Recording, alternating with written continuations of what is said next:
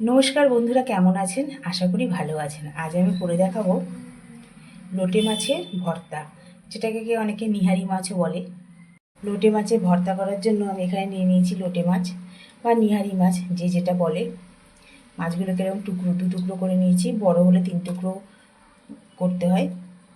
এরপর মাছগুলোকে আমি লবণ হলুদ মাখিয়ে একটু ধুয়ে নিয়েছি। গ্যাসের ওপর কড়াইটা গরম করে আমি এখানে মাছগুলোকে দিয়ে দিয়েছি। আমি কিন্তু এখানে কোনো তেল দিইনি। এবার মাছগুলোকে আমি ঢাকা দিয়ে দেবো। মাছগুলো দিয়ে অনেক জল বেরিয়ে গেছে, আমি কিন্তু মাছগুলোর মধ্যে একটুও জল দিইনি। আর একটু নরম হবে, এই যে কিছু মাছ নরম হয়েছে, আর একটু মাছগুলোকে নরম করে নেব। মাছগুলোকে এই অবস্থায় রেখে দেবো একটু ঠান্ডা হবার জন্য। এগুলোকে জল ছেঁকে একদম তুলে নিয়েছি, আর একটু একটু জল বেরাচ্ছে, এরকম কাট করে করে জলটাকে ফেলে দিতে হচ্ছে,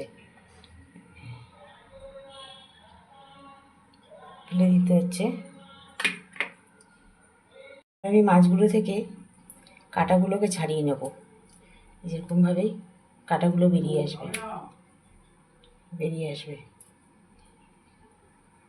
এরকমভাবে পুরো মাছের কাঁটাগুলোকে ছাড়িয়ে নেব। মাছগুলো সব কাটা ছাড়ানো হয়ে গেছে, এই যে একদম। আর এই যে কাঁটাগুলো সব বেরিয়ে গেছে, এগুলো কিন্তু সব ফেলে দেব।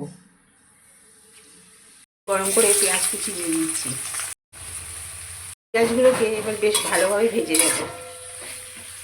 পেঁয়াজগুলো ভালো মতো ভাজা হয়ে গেছে, দিয়েছি আদা রসুন আর কাঁচা লঙ্কা পেস্ট।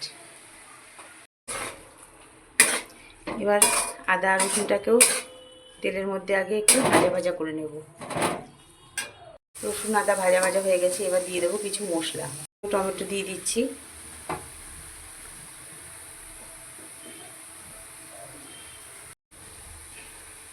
দিয়ে দিলাম 2টো কাঁচা লঙ্কা, দিয়ে দিচ্ছি জিরের গুঁড়ো, দিচ্ছি হলুদের গুঁড়ো, দিয়ে দিয়েছি কাশ্মীরি লঙ্কার গুঁড়ো। এখন আর লবণ দেবো না, যেহেতু পেঁয়াজের মধ্যে লবণ দিয়েছিলাম, তাই লবণটা একটু পরে দেব। এবার মাছগুলোকে দিয়ে দেবো। মাছগুলো সব দিয়ে দিয়েছি, এবার দিয়ে দেবো সর্ষের তেল।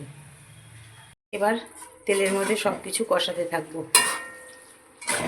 বেশ একটু গ্যাসটা মিডিয়ামে দিয়েই এটা করতে হবে, আর একটু সময়ও লাগবে বলে অল্প করে লবণ দিলাম। এইভাবে শুধু নাড়ি চাড়িয়ে যাবো গ্যাসটা মিডিয়ামে দিয়ে, আর একদম জিনিসটা শুকিয়ে যাবে। লোটে মাছের ভর্তা আমার রেডি, একদম ড্রাই হয়ে গেছে, কড়াই থেকে তেলের থেকে ছেড়ে এসেছে। এবার দিয়ে দেবো ধনে পাতা।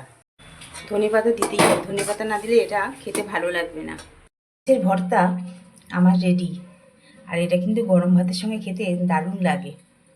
আর আমার এই রেসিপিটি যদি ভালো লেগে থাকে, তাহলে একটি লাইক কমেন্ট শেয়ার এবং আমার চ্যানেল মনের ইচ্ছেকে সাবস্ক্রাইব করার অনুরোধ রইল। আজকের মতো এই পর্যন্ত, আবার আসবো নতুন কোনো রেসিপি নিয়ে। সবাই ভালো থাকবেন, সুস্থ থাকবেন।